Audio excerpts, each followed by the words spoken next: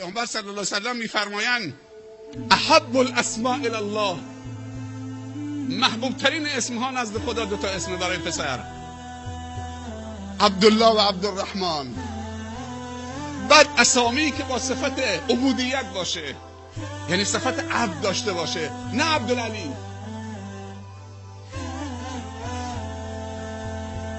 نه عبدالعلی، نه عبدالحسین،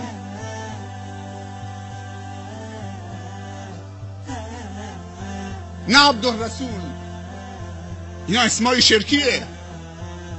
عبد وقتی میاد با یک طرفش الله باشه، عبد وقتی میاد با طرف مقابلش الله باشه، چون عبد داریم و رب داریم.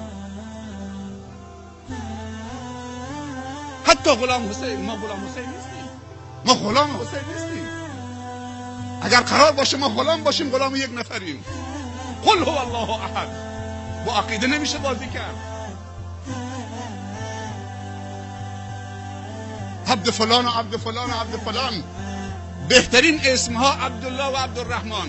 و بعد بهترین اسمهایی که صفت عبودیت داشته باشه، یعنی 99 تا اسم خدا اولش بیاری عبد. عبدالله، عبدالکریم، عبدالستار، عبدالمنان، عبدالغفور، عبدالشکور، عبدالحسین، عبدالرسول.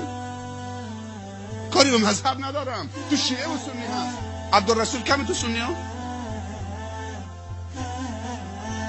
ما میخوایم یعنی از بندگان خدا یه خدا درست بکنیم؟ همه پیامبران آمدن که به بندگان خدا بگن انا عبدالله واجتنبوا الطاغوت. هیچ عالمی حق نداره به مردم اجازه بده دستش ببوسن. باید این تمام بشه. قدسیت به این معنا نیست. احترام عالم دارید، محبت عالم دارید، دعای خیر میکنید، حمایت میکنید از عالم، اون بحث جداگانه است.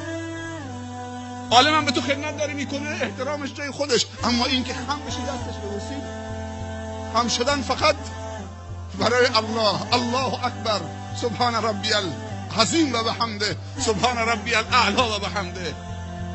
دیگه مال کسی دیگه نیست. مصافحه معانقه اشکال نداره، اما خم شدن ما اجازه نداریم.